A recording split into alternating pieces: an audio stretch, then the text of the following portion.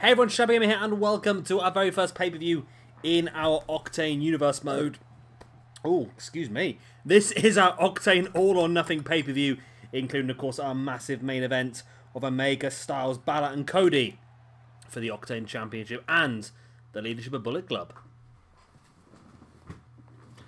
And here is our first match of the evening. It is going to be for the Octane Tag Team Championships as the Young Bucks defend against the New Day. Right, so of course the New Day got this match when they defeated Breezango a couple of weeks back now. Well, a couple of episodes back at least. Which is a great chance for them. We have seen the New Day versus the Elite in a previous universe mode 3-on-3, but now this is our first chance of getting the actual tag team match underway. This is going to be a good one. I'm looking forward to this actually. Two pretty damn good teams. And of course the Young Bucks, we're desperate to keep hold of the championships. I think no matter who wins our main event here this evening, of course the winner of our main event here this evening will remain the Octane champion, as well as the leader of Bullet Club. No matter who is the leader of Bullet Club, they will want the club to hold on to as much gold as possible. So should the Bucks defend their championships here, and should Marty Scrull win the European Championship later, they'll be a pretty strong team on the go. Pretty strong club anyway. Good old New Day, hey. It's amazing how well this has worked. And you think that how stale how stale Kofi Kingston had been for a good few years. And then you look at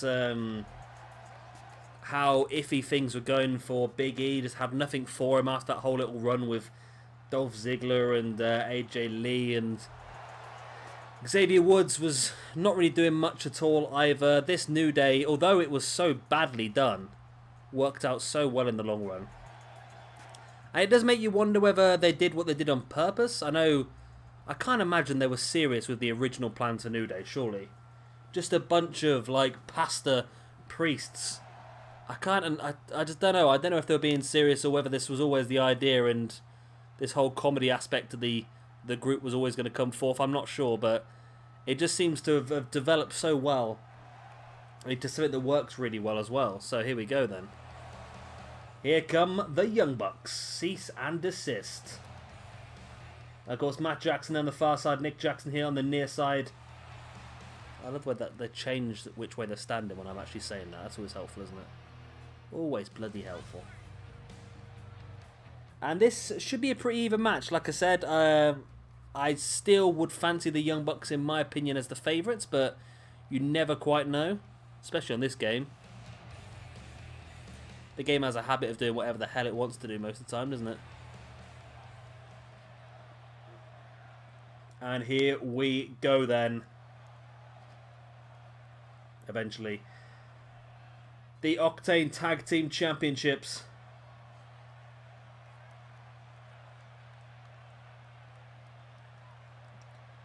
We've got your challengers, Kofi Kingston and Big E Langston.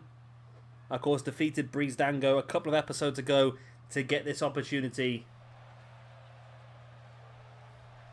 Of course, former Raw and SmackDown Tag Team Champions. Now looking to do this here on SWE. Not sure they've ever actually held a Tag Team Championship in SWE before, to be honest. This could be their first attempt at holding the championship. Taking on the current Octane Tag Team Championships, Nick Jackson and Matt Jackson. A team that's held these belts on a few occasions now and also held belts on other shows as well. But like I said, this will be very important to everybody involved in Bullet Club. And the likes of AJ Styles, Finn Balor, Cody Rhodes, and of course the current leader, Kenny Omega. One of those four guys will walk out this evening as the leader of Bullet Club.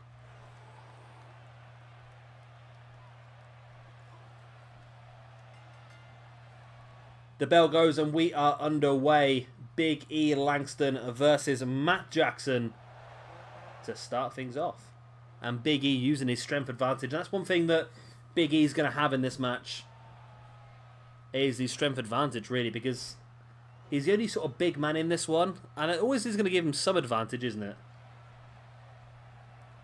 Then again, he is going to suffer to the speed of both Nick and Matt Jackson. So maybe at this early point of the match where speed is of the essence, it might have been worth actually Kofi getting the start of the match.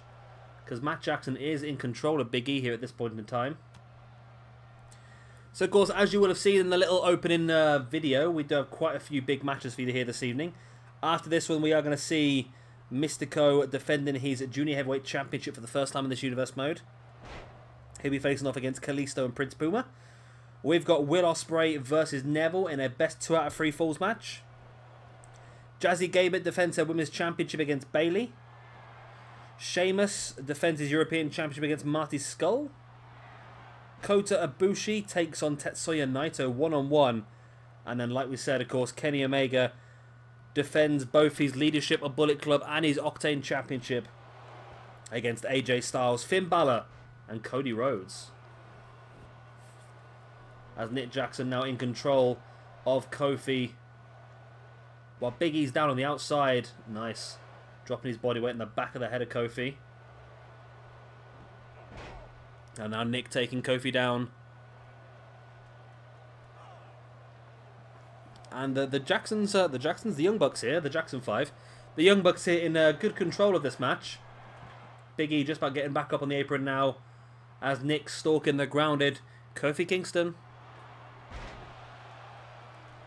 Went for the dropkick to their back of their head, but somehow Kofi was able to avoid that. Not quite sure how he's actually done that, but there you go.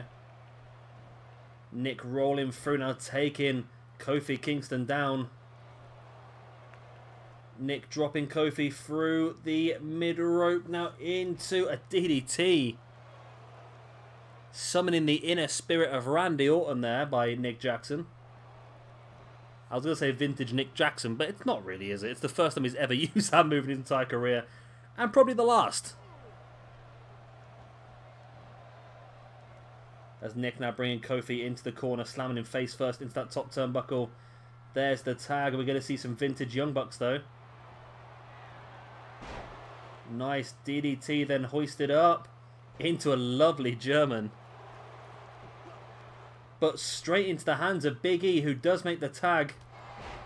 And Big E now with a hot tag just flattens Matt Jackson. And again, Kofi drops down on the outside. And Big E, this is what I was saying earlier on about Big E using his strength as the match went further on. And that's exactly what he's done here. Dropping a boot right to the gut of Matt Jackson.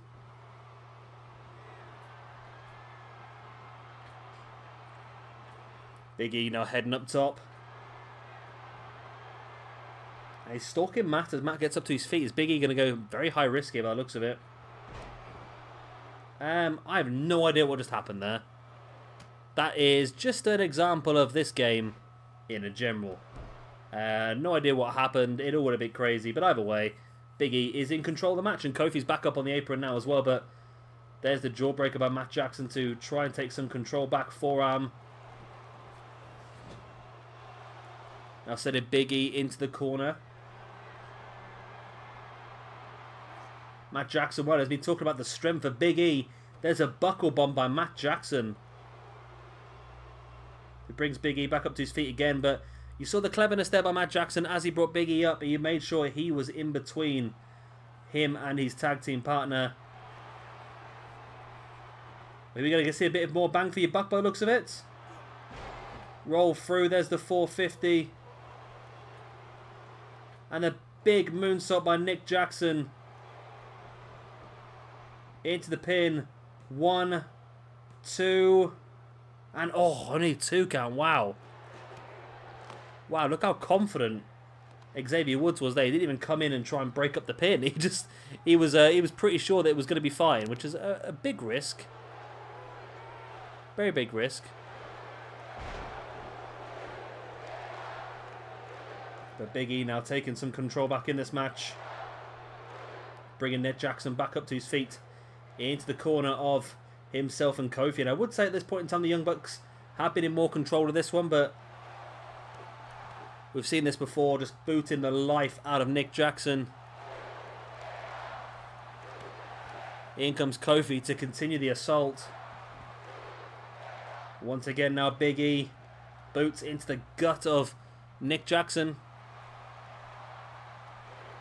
Here comes Kofi once again. Big E launches him into the corner. And Nick is struggling here now. He needs to make the tag, but not able to at this point in time. Only a 1 count though. Wow. Maybe Nick's not struggling as much as I thought he was. Kofi over the top with that senton. Brings Nick Jackson back up to him. Look at him onto the shoulders, but Nick sliding free into reverse DDT. And now a nice over-the-top cutter by Nick Jackson on Xavier Woods as well.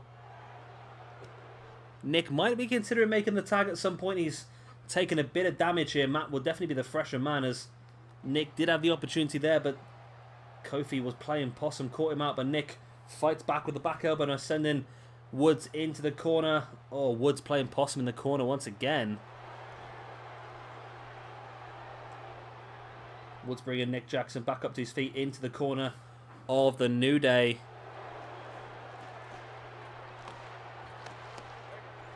Who are looking for the big ending, and there it is. The big ending. Big E flattens Matt Jackson, but in comes Nick. Sorry, let's reverse that. Big E flattens Nick Jackson, in comes Matt to break up the pin. And wow, almost brand new tag team champions there. But Kofi Kingston was just a little bit too slow. And that's the thing I've said about this game before. It's just the actual getting the pin is just so slow on this game. It's the blocking is the problem, isn't it? If Kofi was better blocking, then it would have been so much better. Kofi now back in the ring. Kofi just running around there, just for no apparent reason, just doing some stuff. Not quite sure why.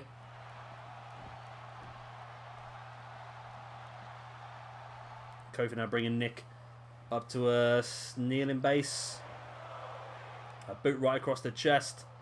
Now looking for that DDT, but Nick's back up on his feet, and the Hurricanrana sending Kofi across the ring. Nick should be making a tag here, I think. Oh, Nick actually removing that top turnbuckle pad. That could come back to haunt himself at some point, but he's going to make the tag. Here we go into his brother Matt Jackson. Nick could do with a little bit of a rest. Matt, of course, is the fresh man at this point in time. But what does Matt Jackson have in his arsenal ready to go? Oh, just deadlifts Kofi up into a powerbomb. Wow. Matt Jackson now bringing Kofi back up. Takes him down judo style, and dropping an elbow right into the upper arm of Kofi Kingston. Matt Jackson now once again front chancery, big knee in the face. Onto his shoulder goes Kofi. And Matt rolls him through, and Matt Jackson is in control of this one now. Like I said, he is the fresh man in this match, I think. Kofi hits that ring post hard. That ring pad was taken away, obviously, a few moments ago by Nick Jackson. And now Matt looking to roll Kofi up into a sharpshooter. Interesting. Matt Jackson trying to win this one via a submission with a sharpshooter. Oh my God, he tapped. Kofi Kingston tapped, and the Young Bucks retain the Tag Team Championships via a sharpshooter submission. Where did that come from? Where did that come from? There was the more bang for your buck, but again, like I said, the defense of pins is just not good enough yet on this game. And it's a shame it wasn't for the New Day, because if it was better, then it could have been a win for the New Day. There's that big missile dropkick right into the chest. This was Kofi fighting his way free in the corner. There was that big ending, and this is what I was on about.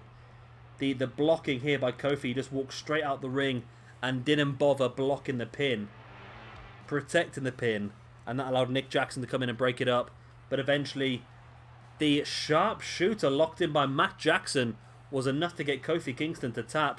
Big E obviously just assumed that his partner would be able to break free. He didn't come in to try and break the submission. And there we go. The Young Bucks retain the Tag Team Championships, and that is a good start to the night for Bullet Club. I'm sure all four of our main eventers will be very happy with that result. knowing that whichever one walks out the winner here this evening, they have the Tag Team Championships in their midst already. And here is our next match of the evening. It is going to be the cripple. It's going to be the triple threat for the Junior Heavyweight Championship belt, as Mistico or Kalisto, whatever they want to call him these days, will be defending against both Kalisto and Prince Puma, rocking a pretty camp pose, if I say so myself. But yeah, this should be another very, very good match. 3 of the best luchadors in the world at this point in time competing for this Junior Heavyweight Championship here on SWE Octane.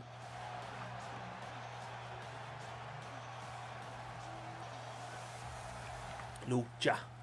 I do apologise, I'm drinking. I could have had a drink during the loading screen, but I thought, no. Let's have a drink unprofessional.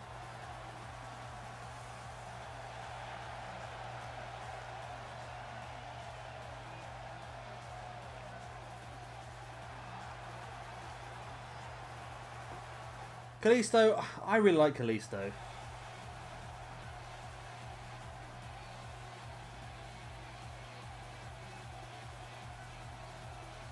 I watched Kalisto quite a bit on the indie scene.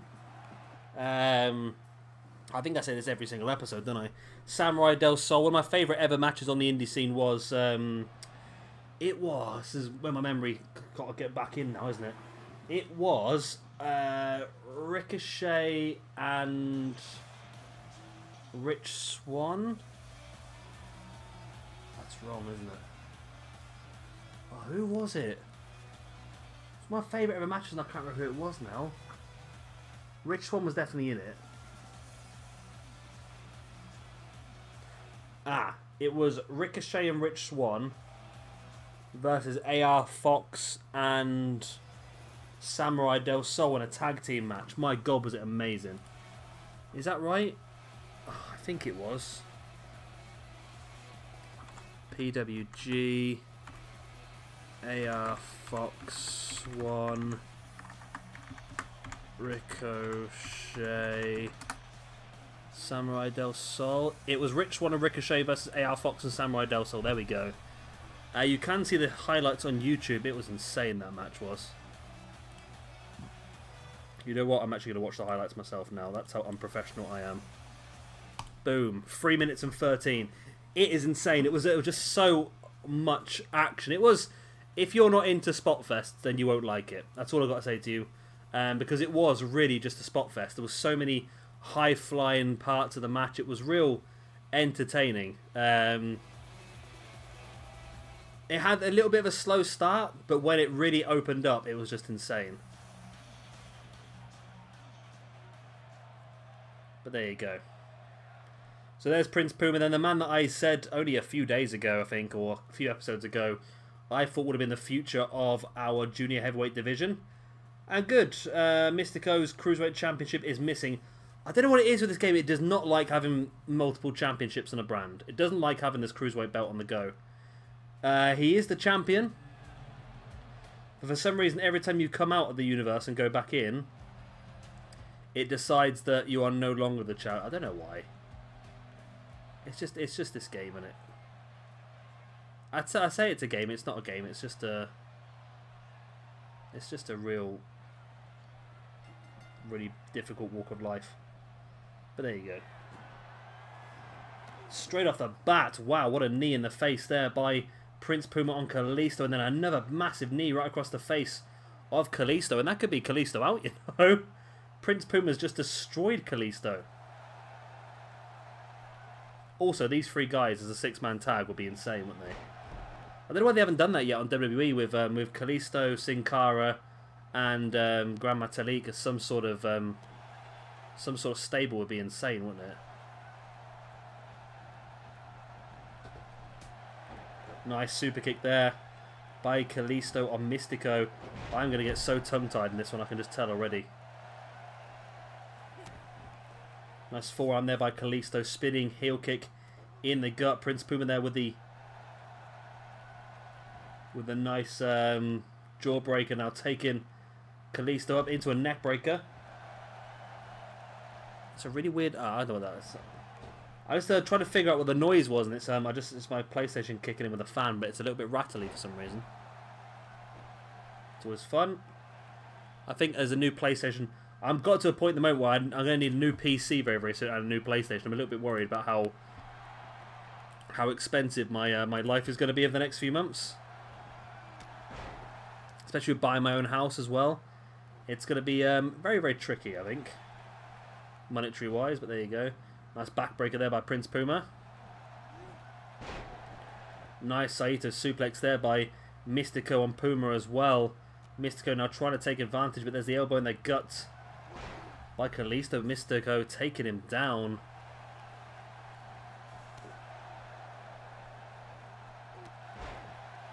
Nice clothesline by Mistico on Kalisto, now dropping a boot in the face.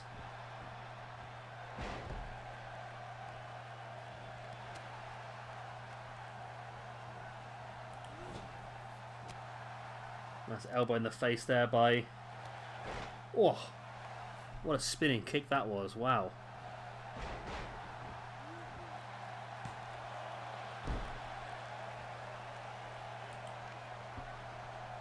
My computer's gone funny. I've lost my screen. I've lost my screen. What's going on? But I'm back. It's just going very, very slow.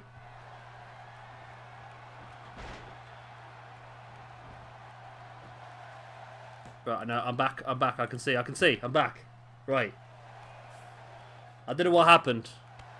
Every now and again, something pops up on my screen, and because my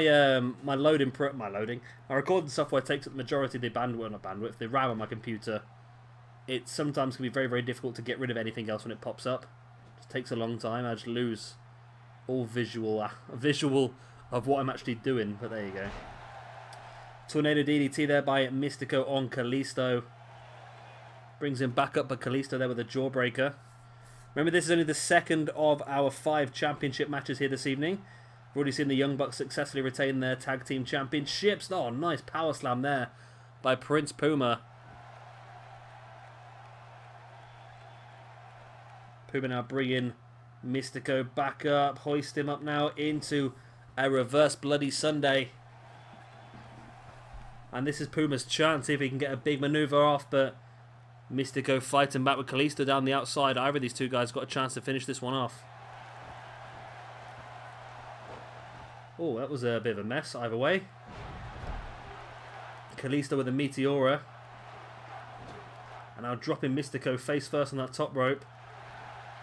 But Mistico now hoisting Kalisto around into the armbar. But Kalisto did a very good job there of getting his boot underneath that bottom rope.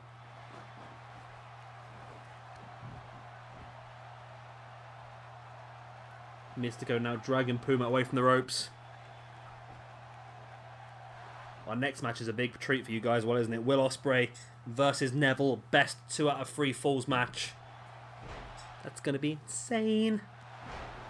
Nice running drop kick there by Prince Puma. On Mistico, drops the outside, and once again Puma has a chance here to try and finish off Kalisto. He's going to go for the pin here. Kalisto taking quite a bit of damage so far in this match, but still not quite enough to keep him down for the long term. Mistico now heading up top. I thought maybe looking for that 680 senton, but no, waiting for Kalisto to get back up to his feet. Went for the, basically just a forearm in the head, but nothing to it really, was there? Kalisto fighting free into the reverse DDT on Puma, and now rocks into a Salida del Sol. Nice. Out of nowhere. And Kalisto now dragon suplex on Puma. Kalisto, you pinned the wrong man. You should have gone for Mistico there, I think, but he's gone for it anyway. Only a 1 count. I'll go and pin the other man. For the drop kick to the back, and Mistico was completely out, you know. If Kalisto would have gone for the pin on him instead, I think that would have been it. Spinning reverse DDT. Puma. He's going to pin Mistico, though. I think it's going to be far too late in this one now, to be honest with you. 1, 2. Only a 2 count. Yeah, I think it just taken a bit too long. Nice Northern Light suplex by Puma. 1, 2.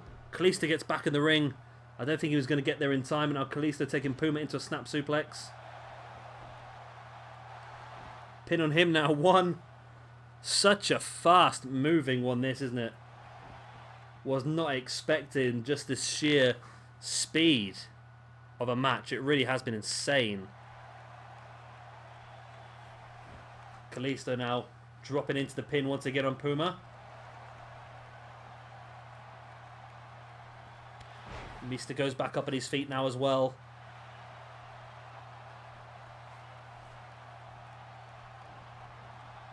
Kalisto sending Mistico into the corner. Nice running drop kick. Taking him down. But Mistico fighting himself back up to his feet. All this while Puma is down flat on the ground, middle of the ring. Sunset flip bomb there by Kalisto as Puma now crawling himself back up to his feet. Pin by Kalisto on Mistico. Not enough.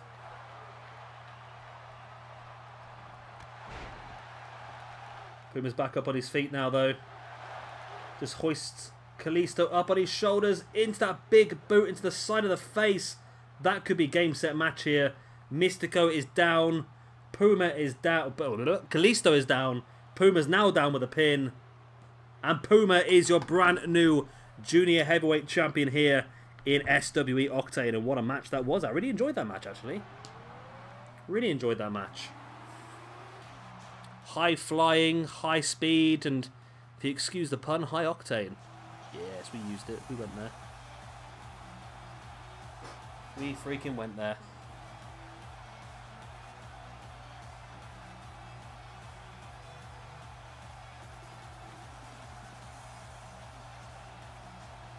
It was a really good back and forth match, but eventually it was just the timing and it was just the luck that eventually pulled it out of the bag.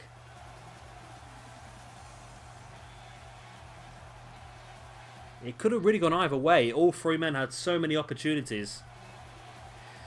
But like I said, it was just the luck of the draw, I think, wasn't it? The luck of the draw with Prince Puma getting the opportunity.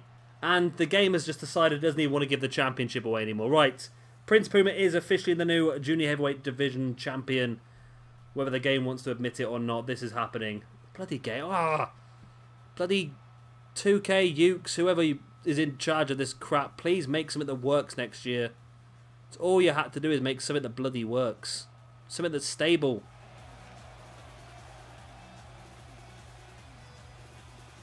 But there we go. And here is our next match then. Best 2 out of 3 falls. Neville versus Will Ospreay. It's from one high-flying spectacular into another. Insane in the membrane. So, of course, Neville in our previous episode had a fantastic match against Finn Balor, which Finn just about came out on top of. But now he gets another chance to show exactly how good he is. As tonight he takes on Will Ospreay, the aerial assassin. A match we would love to see, and a match that if Neville was to leave WWE, may very much just happen. And with Triple H taking over at 205 Live, will Neville hang around? It's possible. I'm not going to say it's definitely going to happen, but I feel like there's a much better chance now of Neville getting the opportunity than there was before. Because of Triple H being in charge of 205 Live. Neville may be happy with the way that 205 Live has progressed. However, he may not be happy about being put on essentially a B show, I suppose, if you look at it that way. I don't necessarily think a B show is the... It's not the best way of putting it, a B show, is it, I suppose? But it is, technically, I suppose, isn't it? People want to see Neville in the top time. I want to see Neville as part of this. Could you imagine if Neville was part of this Intercontinental Championship match, if it was a Fatal 4-Way? How awesome would that be? That's what I want to really see. And not saying Neville should be in there, but... Well, I am, sir. Well, I'm not saying Neville should be in there, but I'm saying he's good enough to be in there. That's what I'm trying to say. Well, that would mean another Fatal 4-Way match on the WrestleMania card. And there's already quite a few multi-person matches on the card, which I'm not against. I'm a fan of multi-person matches. I think it makes the match be able to flow a lot quicker. But it does remove some of the story aspect from the match, I think. A match where if there is more than a few people in there, it's much more difficult to create a story in the match. It's much easier with just the two of you, but there's a lot more action in a multi-person match, in my opinion anyway. Which is why I'm looking forward to some of these big matches at Mania.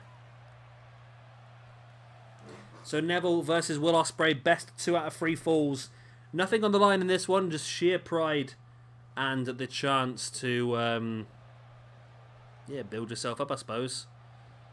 Will these guys want an opportunity at Prince Puma's Cruiserweight Championship, or Junior Heavyweight Championship, should I say, because Cruiserweight's the wrong name.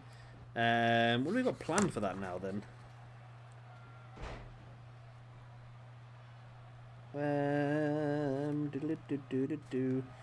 We do have some good stuff planned for that, actually. We do have some good stuff planned for it, which I'm really looking forward to. Next month is going to be an interesting month in the world of Octane. That's elbow in the head there. Ospreay sending Neville into the side, and what a great dropkick that was. Neville's will definitely want to win here. He's not going to want to have 2 losses in a row.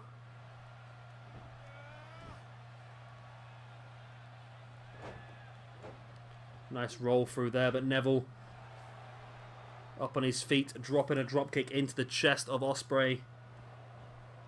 Neville now sending Ospreay into the ropes. Nice little overhook. Neville now bringing Ospreay back up to his feet once again. Ospreay blocking the right hand into one of his own. Now Ospreay with a big uppercut on Neville. Again bringing Neville back up to his feet, but Neville playing possum, catching Ospreay with the hip toss into a front chancery, and now Neville, nice underhook suplex. Neville willing Ospreay back up to his feet, up on the shoulders he goes. Nice, it's like a super X Factor. Neville continues the assault once again, now into a dragon suplex. Neville is in firm control here. So eager to prove he is the best. Inverted 450 on Ospreay as well. And Neville now just wrenching back at the neck of Ospreay. Ospreay breaking free though. Catching Neville front chancery. Big elbow in the top of the head. Ospreay now with Neville up on his shoulders. Drops him into a massive cutter. What a match this has been between these two.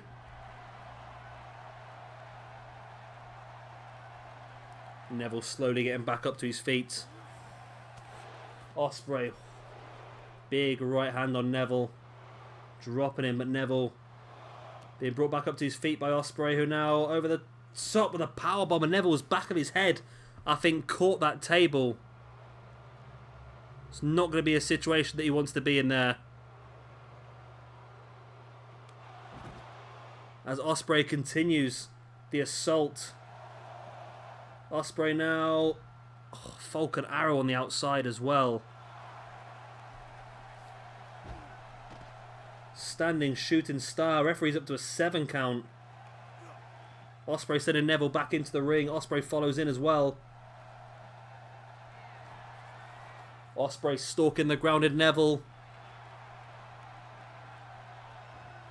Flipping DDT by Will Ospreay on Neville. Decides against the pin, but Neville back up, playing possum and sending Ospreay face first into the mat. Wow. Who's going to get the first fall in this match? Ospreay catching Neville up on the shoulders, but Neville fighting free with the elbows. Taking Ospreay up into a sit-out Falcon Arrow. Well, I said sit-out Falcon Arrow for, because all Falcon Arrows are sit-out, I suppose. That's part of the manoeuvre. And it wasn't even a Falcon Arrow, and this was it, but there you go. I'm going to make up move names if I want to, you know. Neville sliding into the ring to avoid Ospreay. But Ospreay catches him after a split time into a snap suplex, rolls into a pin. but Neville's foot had seeped underneath the bottom rope. Referee tells Ospreay there is a rope break. Ospreay now taking Neville up into a suplex. And once again now Ospreay into a backdrop. Can Ospreay hit a big maneuver here and get the first pinfall of the match? Spinning heel kick in the gut. Now hooking the outside leg of Neville. And dropping in Michinoku driver style. Hooking the leg. 2. No. Wow. Ospreay could not believe it. He thought he had the first pin in this match there. Ospreay flipping over the top onto Neville.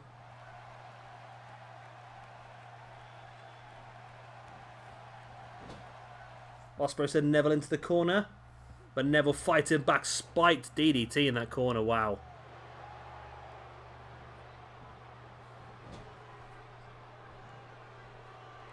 Neville now sent Ospreay into the corner. Hoists him up high. What's he have planned here, Neville? Stiff right hand. Neville now up top. Oh, superplex by Neville on Ospreay. Damage done to the back.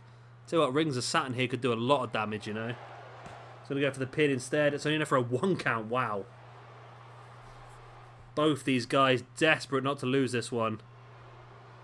Know how important this momentum could be at a pay-per-view as well.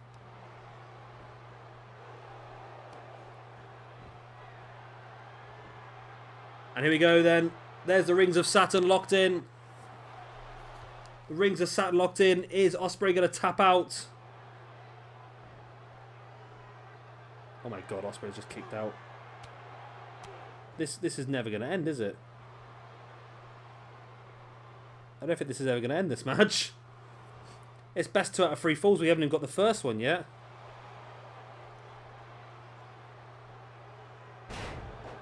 Standing corkscrew moonsault by Neville on Will Ospreay.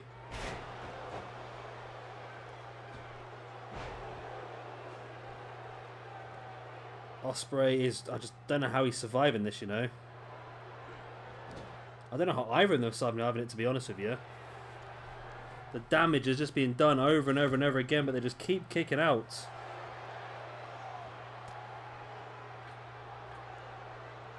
Neville now once again taking Ospreay up top.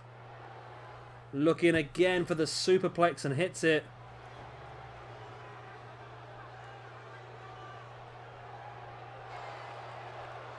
I don't know what's going to take, to be honest with you.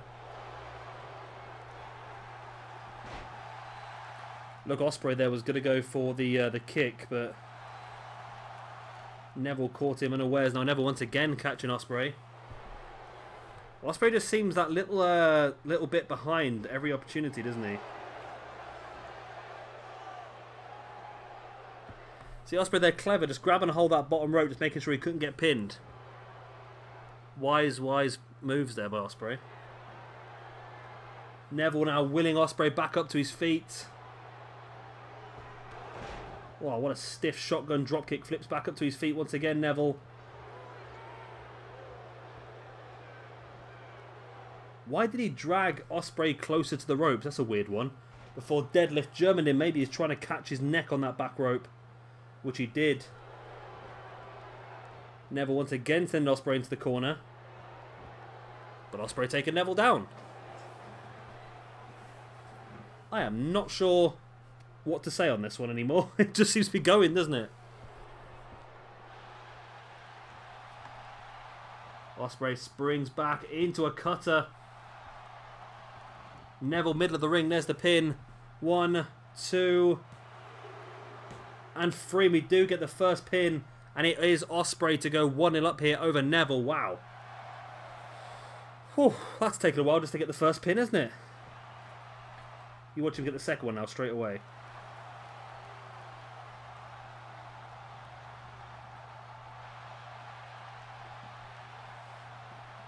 Ospreay on his feet, Neville down. Ospreay with the boot right in the back of Neville. Another boot's right into the face as well. Neville fighting back, taking Ospreay down. Can Neville come back from 1-0 down to win this 2-1? There's the pin. 1, 2. Only a 2 count. It's going to take a lot this for Neville to come back, I think, from. Neville bringing Ospreay back up, but Ospreay fighting back. Ospreay now stalking the grounded Neville, who slowly gets back up to his feet. And there's that flipping DDT, and surely that's game, set, match. Surely, there's no chance. What? What on earth? Neville gets back up, springboard 450 onto Ospreay. Brings Ospreay back up to his feet. You're not going to go for another superplex, are you? Why is Neville so obsessed with superplexes? Does anyone know the answer to that question? Answers on a postcard, please, to question time at shabbyyoutube.com. I have no idea. I really haven't got a clue. I just made that up. I don't know if you could tell. Another superplex then by Neville. A boot right in the chest of Ospreay. Brings him back up to his feet. Neville taking Ospreay up into a powerbomb. Sit out as well. 1, 2. Only a 2 count.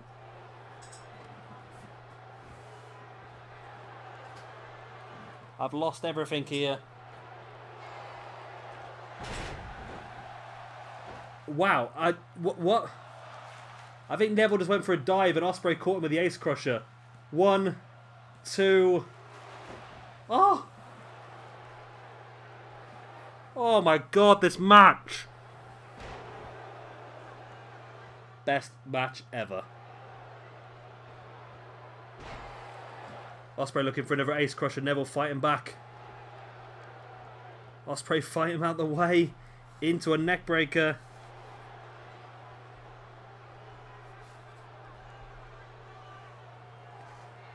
Ospreay now willing Neville back up to his feet. Phenomenal forearm.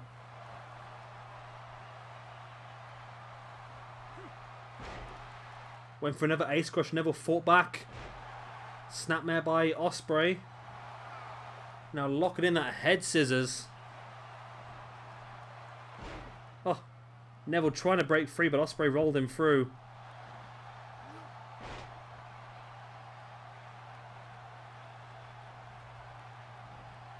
And once again, Neville trying to break through, just can't. Ospreay finally does release it. Neville rolls over to the ropes. Ospreay hoists him up, looking for that reverse Bloody Sunday, and hits it. Ospreay now bringing Neville back up to his feet.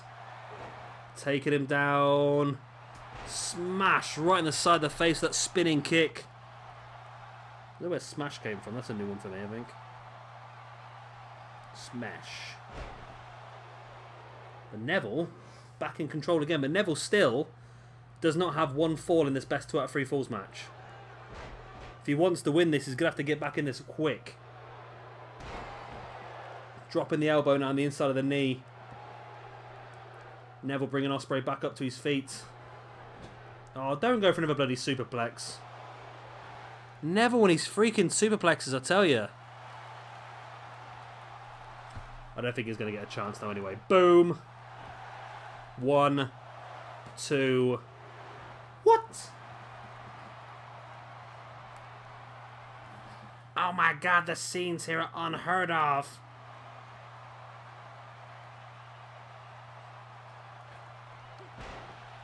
Neville completely avoiding that. Neville bringing Ospreay back up to his feet. Oh, tried to follow him up in the corner. Let's see, Neville, you're just concentrating too much on going for more bloody superplexes, and that's why you're getting caught out.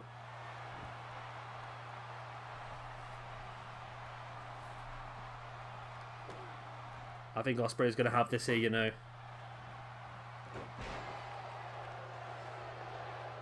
Maybe not. Now we need to lock in another submission. He's going to go for another superplex, isn't he?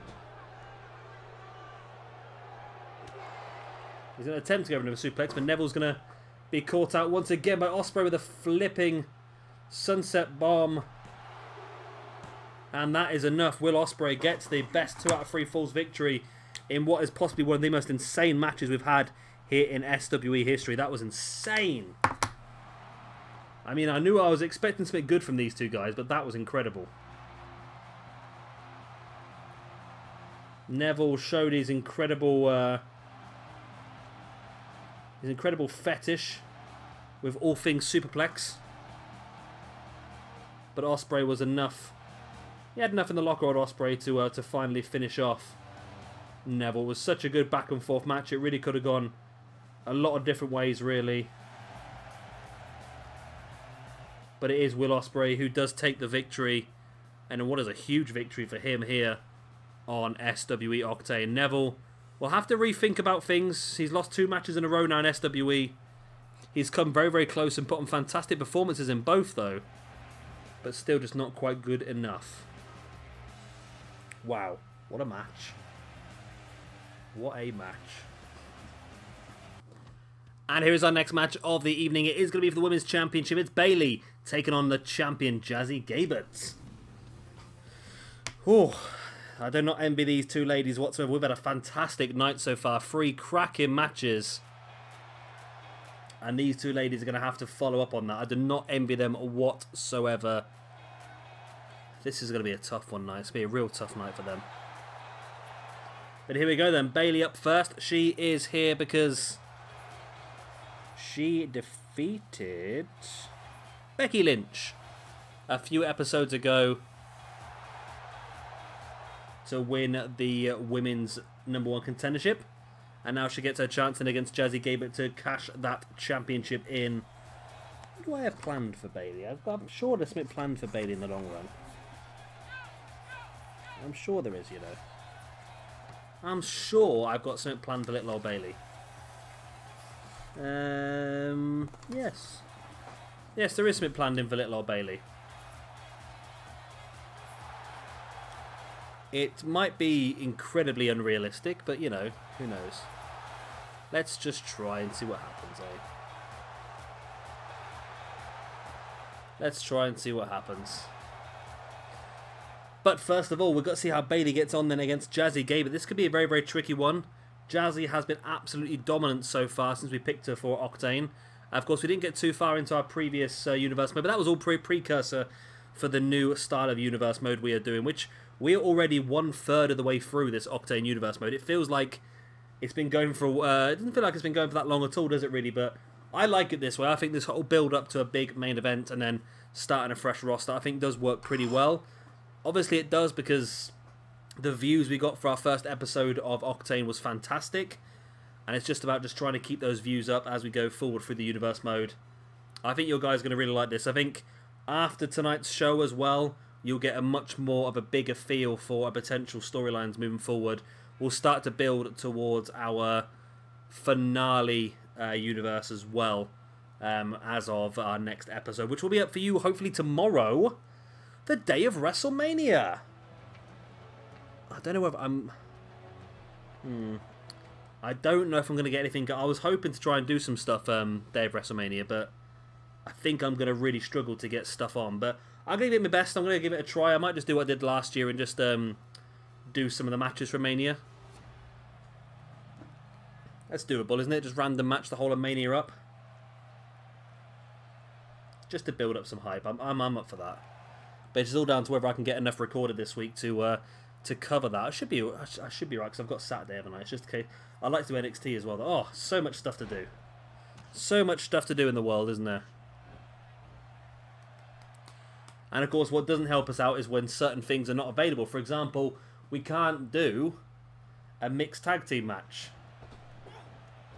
We can't do the Battle Royals. We can just pick 8 people, I suppose, in the Battle Royals. We can't do the Triple Threat Tag Team match from NXT. So it's tricky. That it's limited to what we can do. And that's the frustrating thing about this game. I don't understand why we don't have the opportunity to do that. I don't have the opportunity to do certain things that WWE are doing week in, week out. We've got to have mixed wrestling in this year's game upcoming because of the Mixed Match Challenge and so forth. It's just something that has happened this year, so why not utilise it?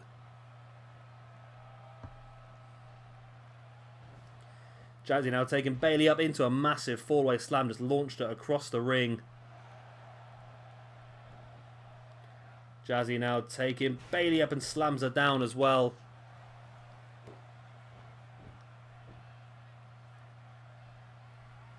Jazzy now taking Bayley up into a gut-wrench suplex.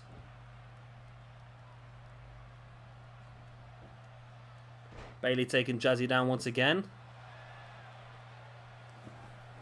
If Bayley can pull this one off, this would be the ultimate underdog for her. We know that Bayley is always marketed as the ultimate underdog, but can she pull it off? Can she prove herself?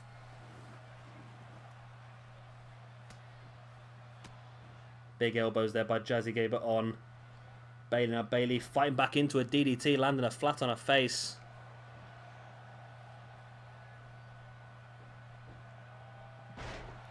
Nice takedown there by Jazzy. Bayley slowly getting back up to her feet. Jazzy taking Bayley up and slams her down. Wow. Really the hard way, that one. Jazzy now using Bayley's own arm. Hooked around her neck, onto the shoulder.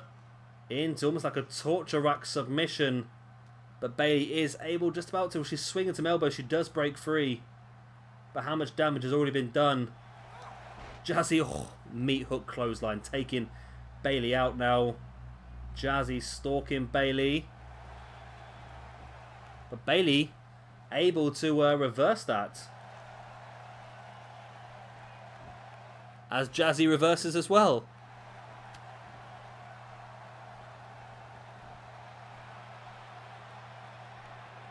Jazzy Gabert now really getting in the face of Bayley. Does she have enough here though to... What's she doing? And Jazzy just not even attempting to hit Bayley here at this point in time. Just staring her out, and Bayley eventually just catches... I don't understand. I do not understand what is going on here. It was insane. But that's put Bayley in firm control. We've already seen one championship change hands here this evening, with Prince Puma winning that Junior Heavyweight Championship belt. Will Bayley be the second person to be a brand new champion here this evening? Bayley knocking Jazzy off the apron, now dives through with a drop kick. Incredible scenes. All or nothing exactly here. One of these two women is going to walk out with the championship, and one of them is going to walk out with absolutely nothing. Bayley, not really done a huge amount so far in her life in SWE, I must admit. Actually been a former champion. I believe at some point Bayley has won a belt. I'm sure she must have won a belt at some point. I'd like to... probably I'm just not very good at keeping it updated. I say I'd like to have the championships all listed and so forth, and who's won them in the past and that, but it's just so difficult to keep track of everything. I might have to try and dig through it at some point and do it before it gets too far into the future. I'm sure we must have the details knocking around somewhere.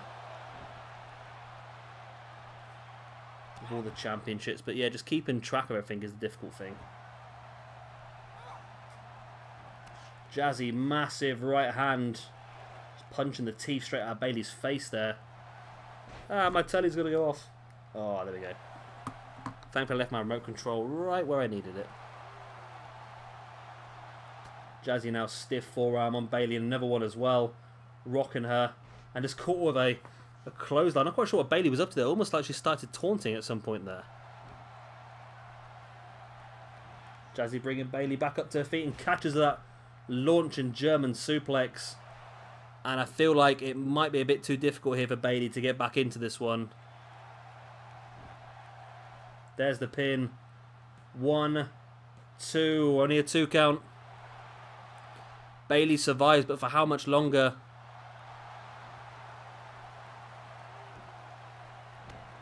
Oh, what a boot in the gut that is. And a boot in the arm as well.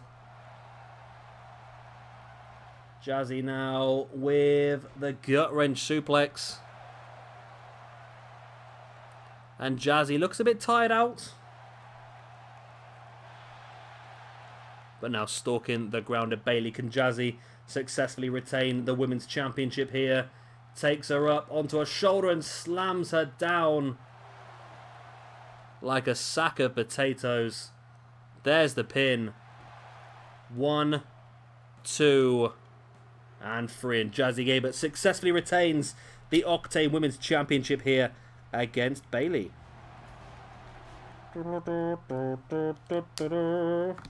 2 more championship matches here remain then. Up next, we have Kota. No, we don't. Up next, we have Sheamus defending his European Championship against Marty Scrull.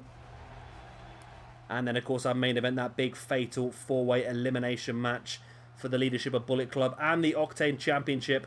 Kenny Omega versus AJ Styles versus Finn Balor versus Cody Rhodes. And then sandwiched nicely in the middle, we have, of course, Kota Ibushi versus Tetsuya Naito. It's all going well. We're all happy. We're all happy. Good old Jazzy's very, very happy now as well. Successfully retained the Women's Championship. She's been an absolute beast since she got hold of this championship. And I think it's going to be incredibly difficult to get that belt away from her at any point in time in the future.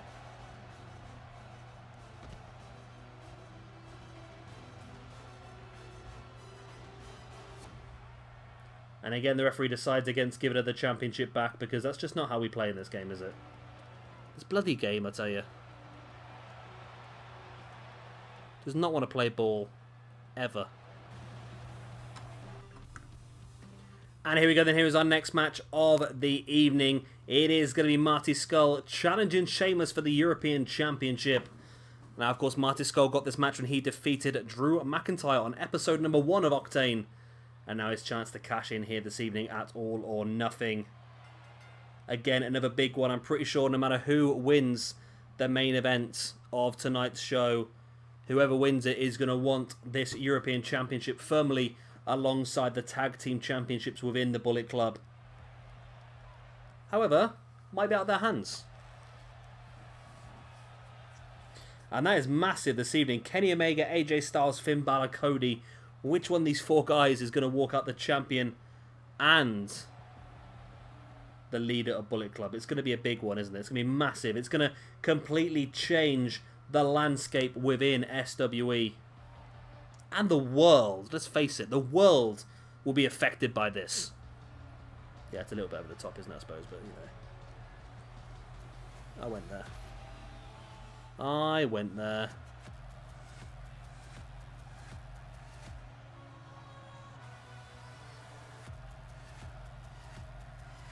So Marty Scrull, top wrestler in the world, one of the best out there. He had a tricky period in his life, but he managed to come out the top of it. And I think he must be deemed as incredibly lucky. I know it sounds stupid, but he must be deemed as incredibly lucky to not win the British boot camp for TNA. Although don't get me wrong, it's done okay for Spud. But Marty Scrull, I think, has come out on top. I don't think if Scrull had won that, it really would have helped his career. Whereas Spud made the best out of it, and it's done pretty well for him. Arguably, Spud's come out on top now, being a general manager in WWE. But Marty, I think for him, the best thing possible for him was to lose, and that's exactly what happened. And now here he is in SWE, as well as, of course, in just in general. Just doing really well in the world, isn't he? If you look at it that way. And that sounds really weird, doesn't it? There he is then, your European champion, Sheamus. Won the belt a while ago now. Sort of left these tag team commitments back away. And decided to go solo. And that's that was not really worried about by Cesaro. We've seen Cesaro and Sheamus team up together already once in this universe mode, haven't we? Have we? No, we haven't, you know, have we? Yes, we have, yeah. They lost to Evil and Sonada. But now, of course, we have Sheamus and Cesaro. They are a tag team, but Cesaro understands that Sheamus has bigger fish to fry at this point in time in this division. But I'm sure there is still a pretty strong future for these two together as a tag team, I suppose. It all depends on how long Sheamus holds on to this European Championship. This could be his last match as European Champ for all we know, I suppose. I'm sure Sheamus won't be happy me saying that, you know, but don't tell him. He's a crazy bastard, he'll beat me up.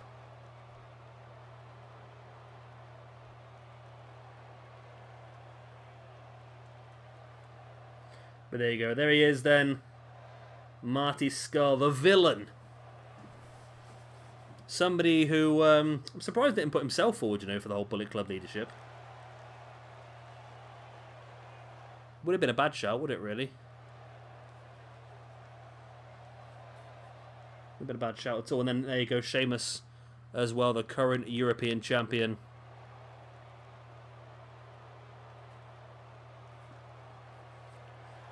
Can he defend this championship here against Marty Scurll? Either way, the belt is staying.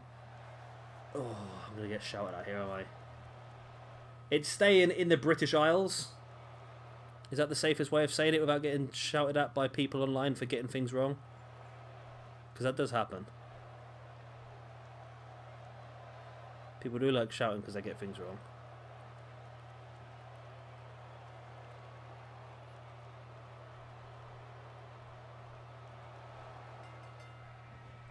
And here we go, we are underway, and straight away Sheamus in with a belly-to-belly suplex, launching Marty Scurll across the ring. Marty taking Sheamus down. That brings him back up. Front Chancery, big knee in the face of Sheamus by Marty as well. Into Front Chancery once again, another big knee in the face of Sheamus. And Marty, although got caught out early on, seems to be doing okay here. Nice roll through there by Sheamus, who's slamming the back of the head of Marty into the mat.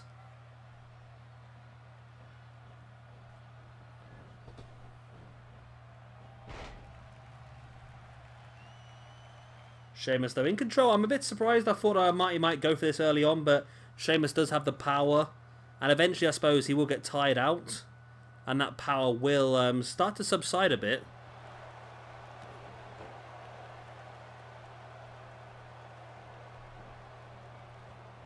Marty then sends Sheamus into the ropes, and wow, that was a hell of a collision there. Marty bringing Sheamus back up to his feet. Jawbreaker by Sheamus. Marty fighting free though. Marty taking Sheamus up. Has him in a, well, Celtic Cross basically. Sheamus' own finishing maneuver. But Sheamus fought free and catching Marty Scurll with that fall-away slam. Sheamus now smashing Marty against the turnbuckle pad, then launching him back into the ring, into the pin by Sheamus. Only for a 1 count though.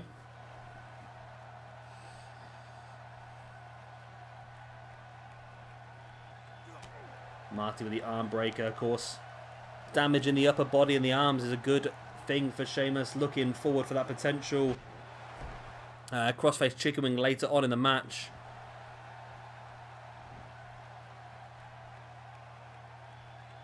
Marty now then. What is he? Just punching air here, just trying to tire himself out, you know, as you do. I don't know what that was all about by Marty there, but now Marty taunting Sheamus. There we go, does get a right hand. I was wondering what Marty was doing there. He just wasn't really doing much at all, was he? Craziness. Marty sends Sheamus back into the ring. Up on his feet.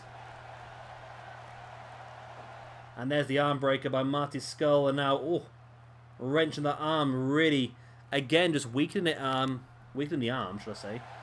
Later on, potentially for a crossface chicken wing. I do apologise. My voice goes, when I record videos that this bloody long, I start to lose the ability to talk. But Marty already, here we go, locking in the chicken wing already in the match. Grapevines the legs. Sheamus trying to use his hair to get the rope break. It's not going to work. We're going to get a tap out this early? Or can Sheamus survive?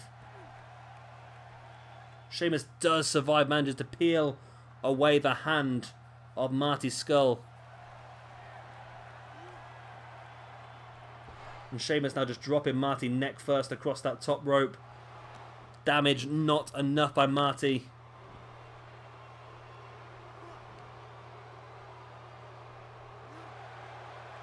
Nice rake to the eye by Sheamus and a slam against the head, and now backbreaker, a second backbreaker as well. And a trifecta of backbreakers by Sheamus on Marty's skull. Sheamus does really have the strength advantage in this match.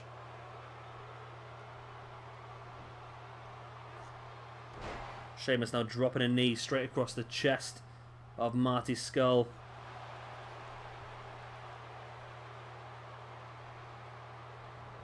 Sheamus now up on his feet, and there's the bro kick. Sheamus flattens Marty's skull. There's the pin. 1, 2, and Marty kicked out of a bro kick. Wow. Wow, Marty's skull kicks out of the bro kick here. He's still in this match. God knows how. God knows how he's done that.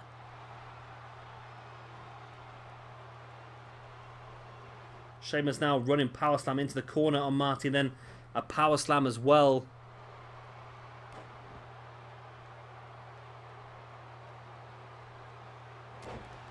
Nice jawbreaker by Marty's skull on Sheamus, but Sheamus, how on earth did that even happen? I don't know how Sheamus just caught his leg there. That looked insane. Marty, not quite sure how that even happened.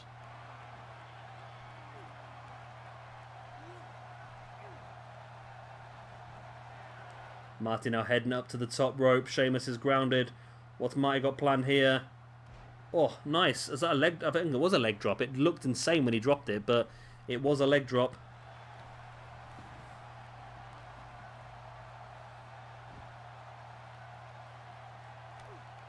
Marty chop across the chest, and Sheamus catching him with a jawbreaker though. Up on the shoulder and into another power slam, and the strength of Sheamus is just insane in this match. It's really helping him get in control when needs become must. There's the pin on Marty's skull. But once again, Marty kicks out after the 2. Sheamus bringing Marty back up, but Marty using that judo-style takedown. Marty taking Sheamus up on his shoulder. Is that wise? Wow. Marty's skull tombstone power drive on Sheamus by Marty's skull. I don't think I've ever said tombstone power drive by Marty's skull before, but there you go. It's only for a 2 count still though. Sheamus can't believe it. He thought he had enough there.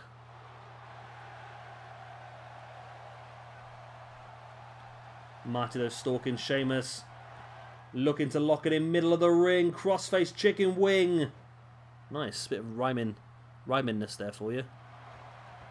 Is it going to be a tap out this time? Sheamus has to tap. He can't survive this twice. He does. Sheamus does tap out, and Marty's skull is your brand new European champion. So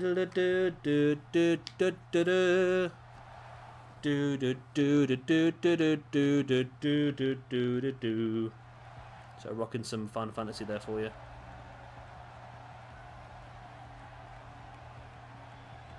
Sheamus did hit the bro kick right in the middle of the match, but it was 2 crossface chicken wings that eventually got the victory for Marty's skull. After that tombstone power drive, that's got to hurt the neck as well. That's got to really hurt the neck. And damage it, ready for that chicken wing to do more damage, I suppose.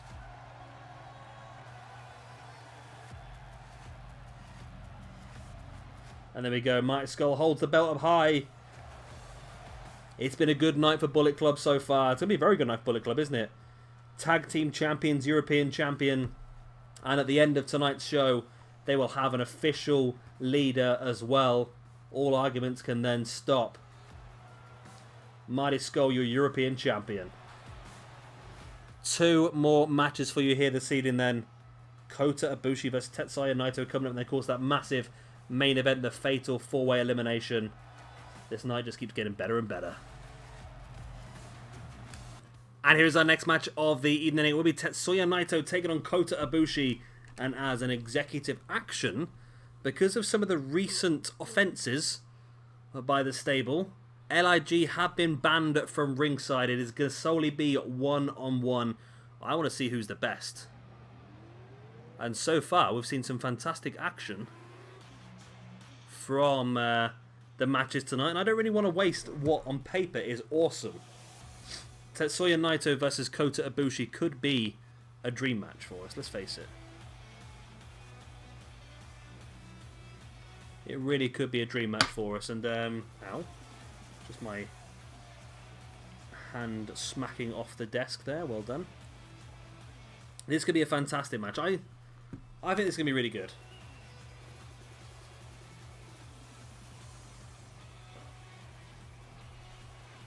And of course, it's a great chance for one of these two guys to really get some fantastic momentum moving forward. LIG have done pretty well so far, haven't they?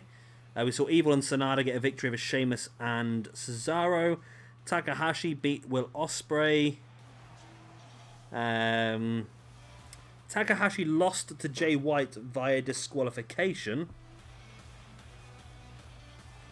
And Naito did technically get a victory over Aleister Black, although he did attack Aleister Black before the match. So we didn't get a chance to see Aleister Black at all. So, depends how you look at it, I suppose. Aleister Black still out of action at this point in time as well. Not seen him since that attack, so it'll be interesting to see when he does make his return. And if he'll be looking at Retribution, which I'm sure he probably will be looking at Retribution, to be honest. And here he is then, Kota Ibushi. The man wanted across the world. WWE wanted him. And he refused to sign, which is why he never got to win the Cruiserweight Classic. He ended up back at New Japan. Good old New Japan.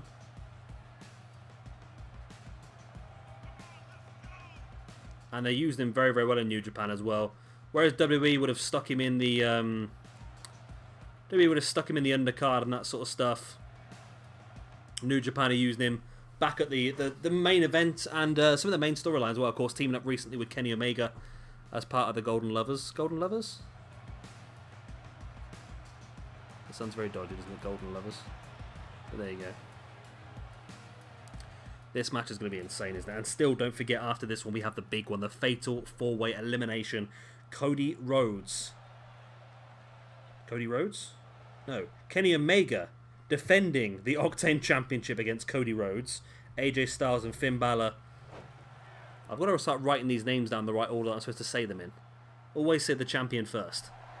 Kenny Omega versus AJ Styles, Finn Balor and Cody Rhodes for the Octane Championship and the overall leadership of Bullet Club.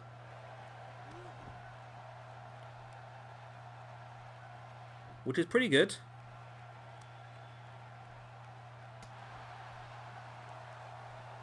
Of course, whoever wins that is going to be in a very good position. Like I said earlier on, the Young Bucks, the Tag Team Champions. Marty Scurll, the European Champion. Whoever is the leader of Bullet Club has a lot of power and will also be, of course, the Octane Champion. So only the Women's Championship and the Junior Heavyweight Championship missing from that then.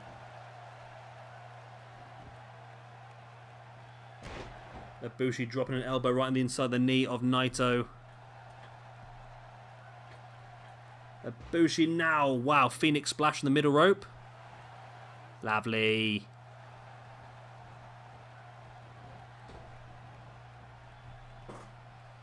Ibushi, though, catching Naito up. Oh. Into a spiked Michinoku driver. Naito, it's such a back and forth match, this one. Great pace, once again, just like the Ospreay Neville match earlier on. Back and forth as well. Nobody really taking too much control at this point in time. Ibushi now bringing Naito back up to his feet. Front chancery. Over the top goes Ibushi into a backdrop. Not quite sure the idea behind the flip in that situation, to be honest.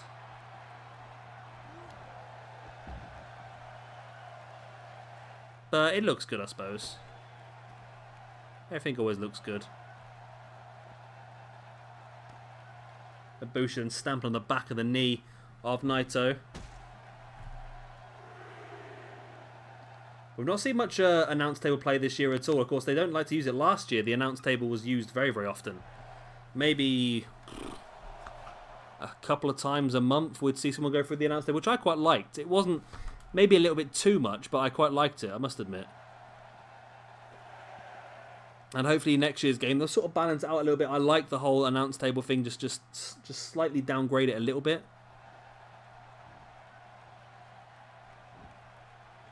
There's the pin by Ibushi. 1. Only a 1 count. Waiting for the drop kick in the back, but Naito avoided it. Big overhand punch now to the back of the head of Ibushi. Naito now bringing Ibushi back up to his feet. Takes him down with a snapmare.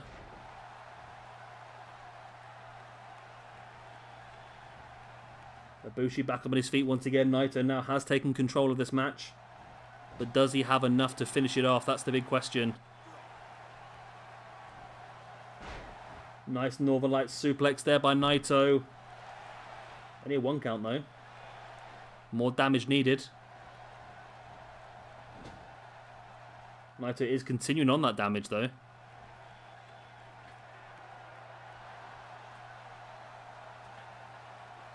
Naito now Frankensteiner on Ibushi. And just taking a chill. Why not? Well done, Naito. Take a chill out, mate. Naito now stalking Ibushi. What does he have planned? Something big. There it is, the reverse tornado DDT. That could be enough. There's the pin. 1, 2, and no, Ibushi kicked out. Because nobody ever finishes a match on their first pinfall, do they? That's the rules of the game. Nice takedown by Ibushi. He's back in this one until he caught a knee in the gut. And Ibushi now with a DDT on Naito. Nope, let's reverse those names a little bit. Naito with a DDT on Ibushi. Ibushi slowly bringing himself back up to his feet. Using the ropes to his advantage, and Naito just right-handed him off the apron. Crash into the ground below.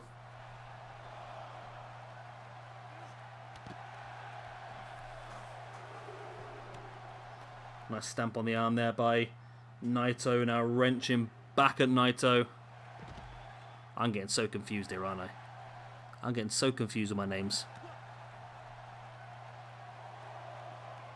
Right, Ibushi back on his feet, sending Naito in the ring.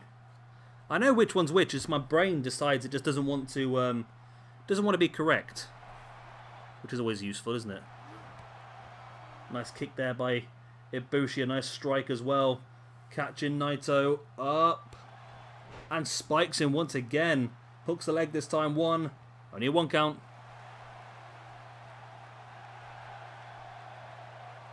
Ibushi now stalking Naito. Potentially, maybe you're looking for an Ibushi bomb.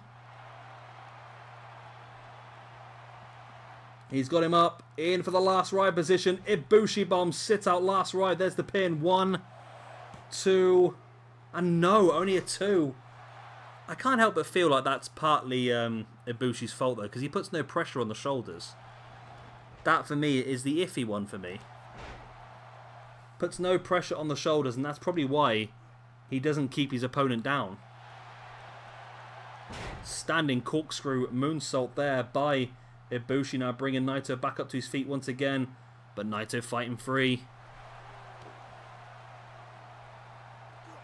Look at that neck breaker and hits it.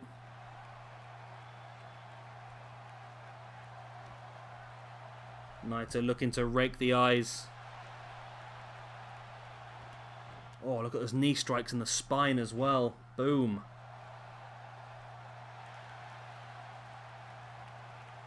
Naito then stalking Ibushi once again. And once again that tornado reverse DDT. Is that going to be enough this time? Naito bringing Ibushi away from the ropes into the pin. 1, 2, and no! My word. Tonight's show is all about being kicking out of opponents' finisher maneuvers, isn't it? That's what tonight's show is all about. Nice elbow drop there by Naito. Right into the heart of Ibushi. Naito now peels Ibushi off the mat. Up on his shoulder, Ibushi slides free into a reverse DDT. Ibushi stalking Naito again. Looking for an Ibushi bomb, but Naito reversed it. Now Naito, oh, hooking the legs, figure 4 leg lock. Nice. Figure 4 leg lock here by Naito on Ibushi. but Ibushi fights back with the right hand strikes into the knee.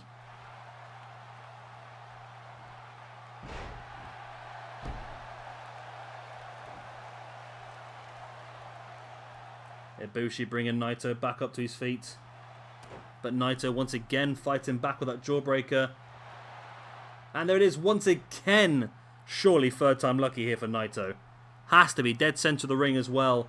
1, 2, and 3. There we go. Tetsuya Naito gets the victory over Kota Ibushi here in what has been an insane night of matches so far. Really has. And the best is still to come. The fatal 4-way elimination for the leadership of Bullet Club.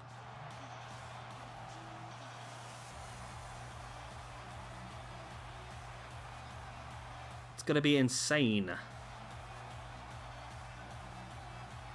Such a good back and forth match on this one as well.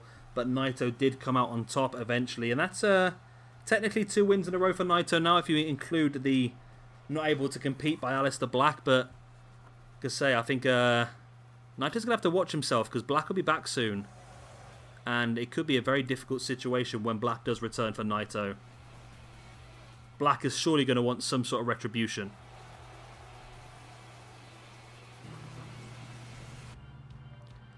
And here we go then, time for the big one. Kenny Omega defends his Octane Championship and the leadership of Bullet Club against current member Cody Rhodes and former members AJ Styles and Finn Balor. Finn Balor. This is going to be awesome. Of course, what happened this month was that AJ Styles made his debut on Octane, of course, shortly after being ejected from Adrenaline after losing that match against Samoa Joe for the Adrenaline Championship at Shabby Mania a couple of weeks back. Was given the opportunity here to come and represent Octane and jumped at the situation. The week after, Finn Balor came back and sort of hinted towards AJ Styles' return.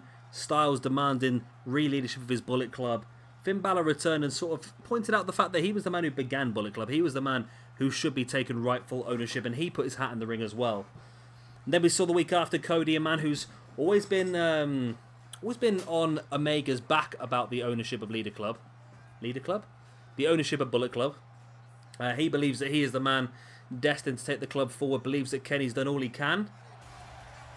And then, of course, we saw the debut of our new general manager, William Regal, in the last episode, making this incredible match here for All or Nothing. AJ Styles, the phenomenal one. Finn Balor, the Irish one. And Cody Rhodes, the son of Dusty one. I don't know where I was going with that, to be honest. And then Kenny Omega, the Canadian one. I don't know where I was going with that at all, to be honest, but there you go. It's happened. It's happened, leave me alone. It's going to be one of long entrances, I feel, though, because, of course, AJ Styles had his. Finn Balor's got quite a long entrance here as well, but it all adds to the excitement of the upcoming match, doesn't it? Oh, Simon, do I need to do some shopping?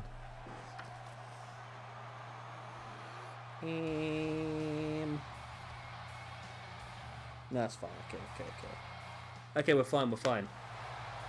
So I've just noticed I've got a voucher come through for my food shopping this week, and since it is Mania tomorrow, I will make sure that my £12 off my shopping comes in liquid form. I mean beer. Can't get too. I got really drunk last year. I started drinking very, very early before Mania, which was probably a bad idea, wasn't it, really? I think I started drinking like 3 o'clock in the afternoon of the day. And bear in mind, in England, if you are American, you probably don't... Well, I don't know if you will know or not, but in England, WrestleMania doesn't normally start till... Well, the pre-show last year started, I think, at 11 PM.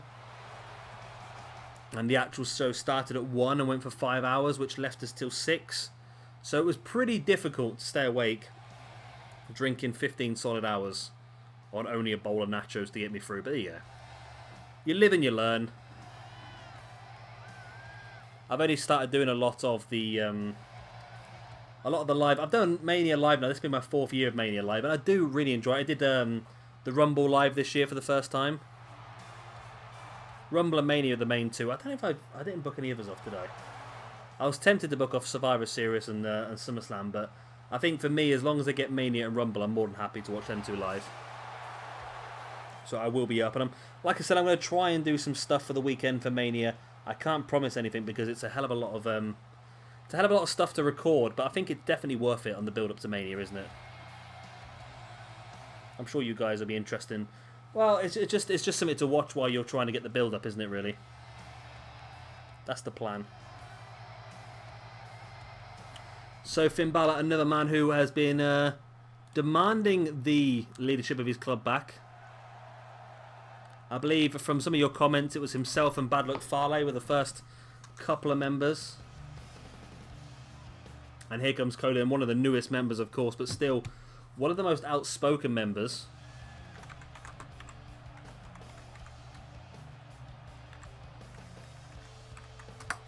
But still someone who definitely believes he should be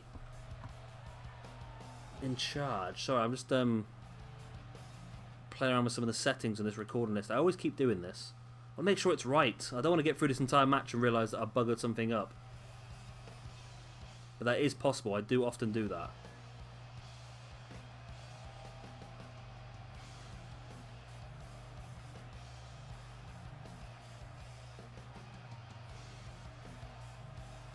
I don't know what I'm doing here, to be honest.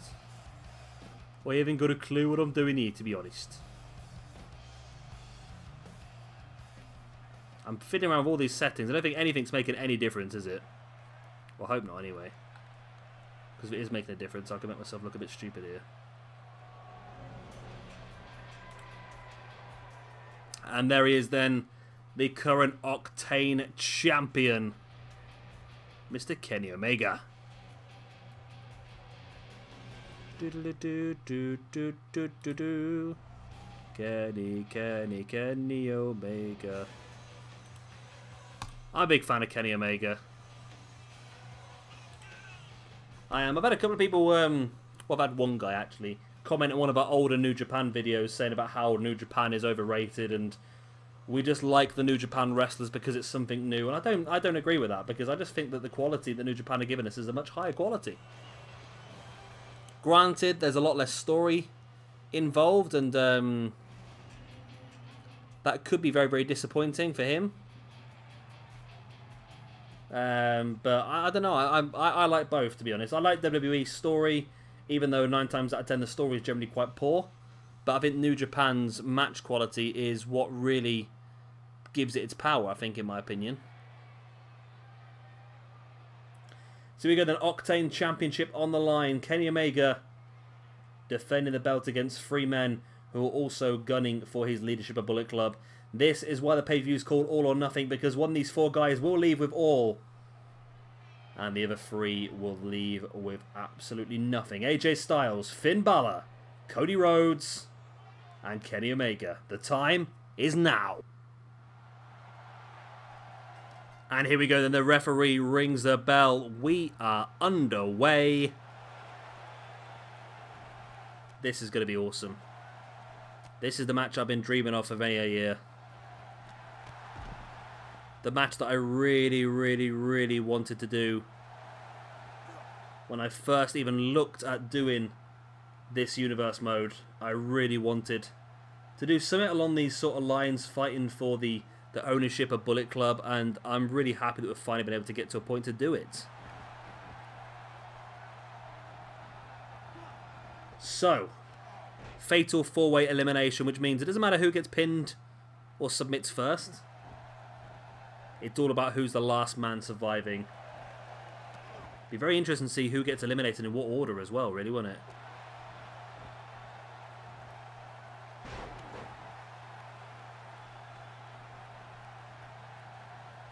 If Kenny Omega was to be one of the first ones eliminated, that would make things very, very interesting, wouldn't it?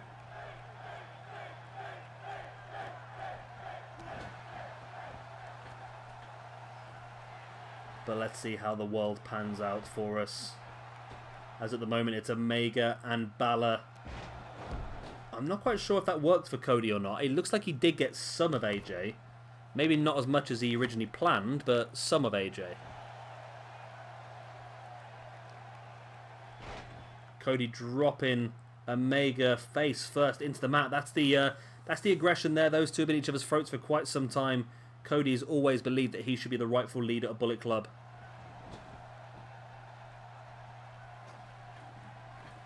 That's Finn now mounting Omega. I think Omega's going to take a brunt of this, isn't it? Being the current leader and the current champion, I feel like people are going to be gunning for him a little bit more. Even though it doesn't necessarily matter, but they'll just be gunning for him, won't they? Balor up to the middle rope, dropping the knees into the chest of Omega. Omega catch him with the uppercut. Oh, but Balor managed to flip out of it.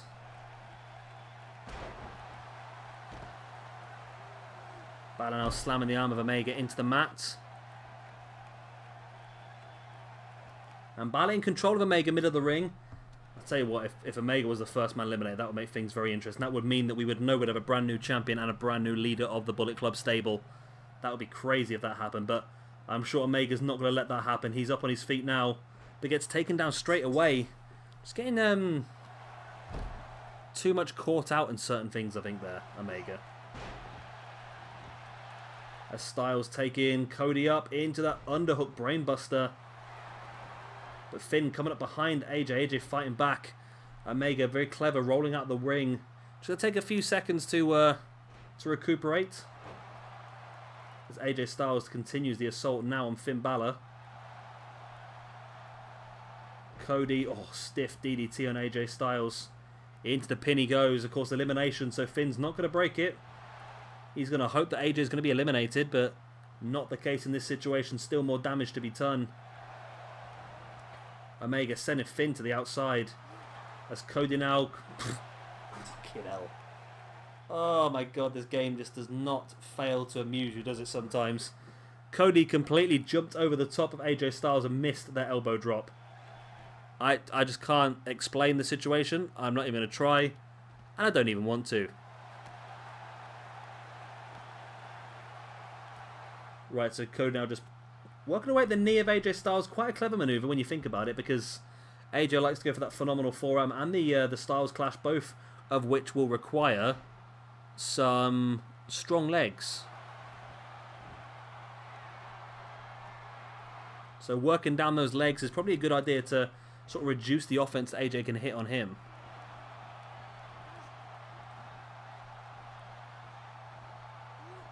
Omega now with Finn on his shoulders, dropping him neck first across the top ropers. Cody Rhodes with a crossroads on AJ Styles. This could be the first elimination. There's the pin. 1, 2, and 3. And AJ Styles is gone. We are down to 3. Cody, Omega, and Finn Balor. Wow, AJ gone. Oh, what a dragon suplex that was by Kenny Omega on Cody Rhodes. Now Omega heading up to the middle rope. Willing Cody back up onto his feet as Finn Balor also joins his feet on the outside. Balor now coming up behind Kenny Omega. Omega still trying to concentrate on Cody. Probably not the best idea, Omega. You need to concentrate on the man that's attacking you, maybe. Finn now looking for that. Why? Well, he's gone for the Sting Blade now instead. I don't understand why. There's a big maneuver about to be hit there, Cody, and you've just got in the way. Why not just wait? Why not allow Finn to hit that shotgun dropkick? Because you know it's going to advantage you in the long run. Then again, Cody now in control of Finn Balor.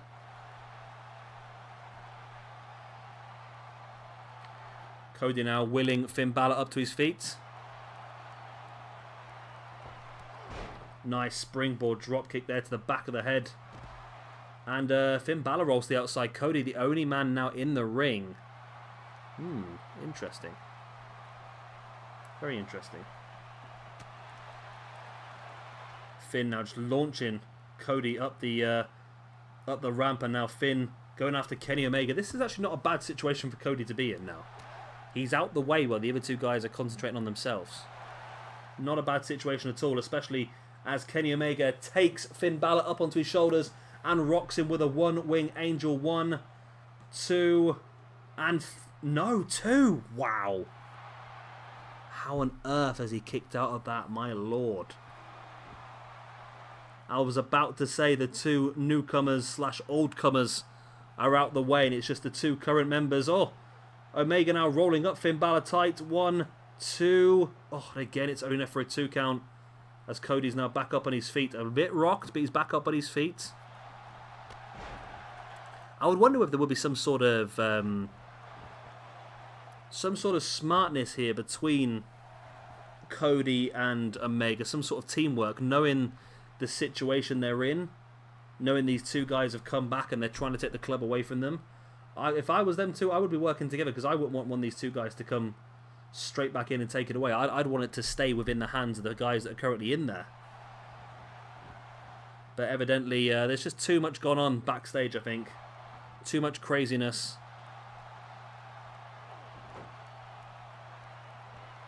Omega now sending Finn, and Omega seems to be quite intent on taking Finn Balor out.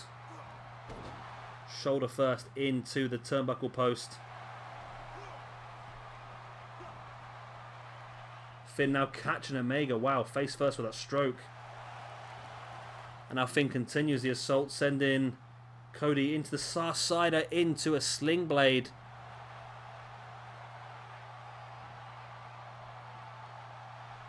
Finn dragging Cody mid of the ring, stamp on the back of the arm.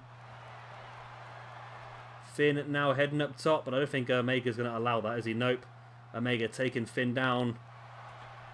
And now looking for a bit big. This could be very clever by Omega. Ooh, went for the Frankensteiner. Didn't work for him though. The Frankensteiner would have worked fantastically for him, because it would have dropped. It would have dropped Finn Balor right on top of Cody Rhodes as well. And Cody now does take Finn down, and Finn's got to realise how dangerous this situation is for him at this point in time. Going top rope at a triple threat match is not a wise thing in the world to do. Omega now just launching Finn over the top, and Cody just catching Omega with a stiff right hand in the side of the head. There's the pin. Cody with his feet up on the ropes. 1, 2. Oh, nearly got a pinfall. I don't ever recall. I think somebody did say there was one. A pinfall from that situation with someone with the feet on the ropes, but I don't remember ever seeing it. Finn now looking for the underhook cutter. It's not happened, but Omega now catching Cody up. Wow, what a power driver. What a freaking power driver. But Omega continuing the assault now. Catching Finn, but Finn fighting back. Such a massive elimination, this one. Which one of these two guys will go down to the singles in this match to fight it out for the Octane Championship and the leader of Bullet Club? Oh, this bloody maneuver. This bloody shotgun dropkick. It just doesn't work. We might actually get a shotgun dropkick now. Nope. Because he's used it, hasn't he?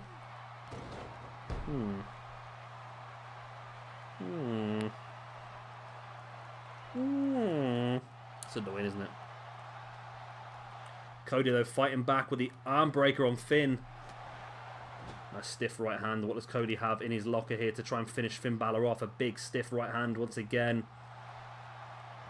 And now over the top with the overcastle style. Cody now bringing Finn back up to his feet. Hooked him in. Slams him face first into the mat. Omega's back in the ring. Stiff right hand to Cody once again. Oh, and Omega's caught Cody up on his shoulders. This is bad for Cody. Into the one wing angel. 1, 2, and no, it's 2. Wow. My God, Cody just kicked out of a one wing angel. My God, they're showing how much this means to Cody, isn't it? Wow, and Cody reversing Finn now into a reverse DDT as well.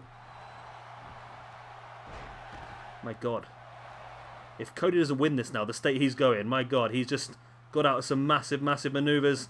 Then looking for a reverse suplex. I thought he was actually going to go for a crossroads there, but reverse suplex instead. But Omega fighting back. There's a shoulder block taking Cody down. Cody's got to be careful here. He can't take any more big maneuvers. Such as that strong knee strike right in the face. There's the pin by Omega. 1, 2, and again only a 2 count. Kenny Omega unable to keep Cody Rhodes down. He's desperate to do so though. Nice lion salt there by Kenny Omega now as well. Cody kicking out of the knee of Finn. Cody needs to get himself out of it here. He needs to get away from everything. Oh my god, he's just been caught by that German. That bloody German. And wow, Kenny and Finn just working together here now by the looks of it. They're not giving Cody Rhodes any second to breathe. They're just dominating and dominating and dominating. They're not even attacking each other. They're just going after Cody Rhodes. What is going on here?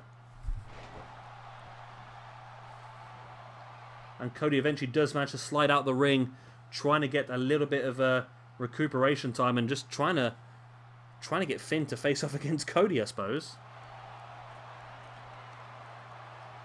Finn now reverse superplex even.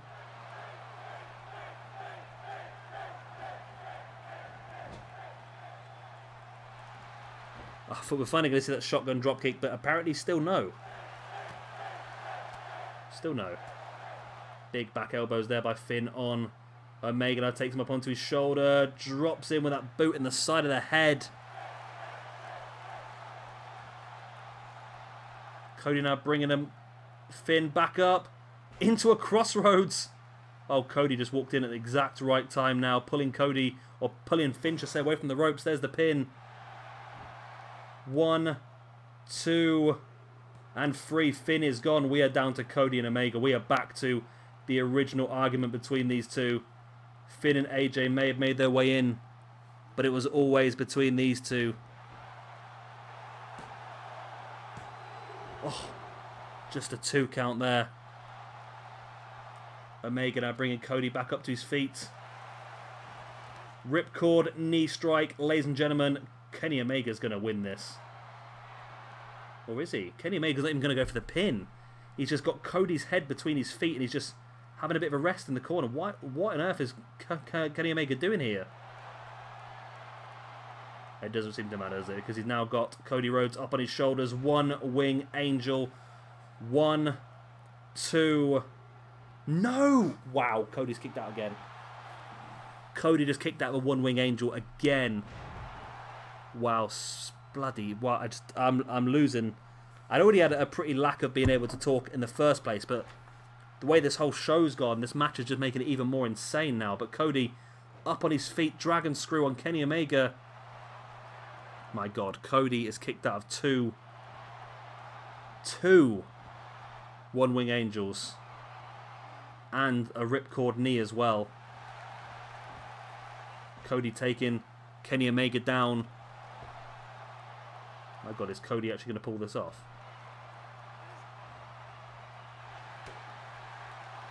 Oh my god. Oh my god, it's a crossroads. Cody's going to pull this off. There's the pin. 1, 2. Oh my god, Cody Rhodes has pulled it off. I cannot believe the scenes I'm seeing right here. That is insane. Cody, did Cody eliminate everyone? I think he did, you know. I think Cody eliminated all 3. Cody eliminated all 3 and survived 2 one-wing angels. That is incredible. Absolutely incredible. I don't know what to say, ladies and gentlemen. I do not know what to say, but what a night this has been. What a first pay-per-view. And Cody Rhodes, for the first time in SWE, is a main event champion. Cody Rhodes is your Octane champion, but not only that, Cody Rhodes is your new official leader of Bullet Club. Where does that leave the rest of the guys? Will AJ Styles and Finn Balor still be part of Bullet Club, just not the leader? Will Kenny Omega stay as part of Bullet Club, or will he step away? There's so many questions need to be answered, and we're going to start answering them for you tomorrow on our next episode of Octane. I've been Shabby Gamer, thank you very much for watching, and I shall see you all very, very soon. Don't forget to like and subscribe, of course, as well. I'll see you tomorrow for our next episode of Octane. Hopefully some nice little fun WrestleMania moments as well.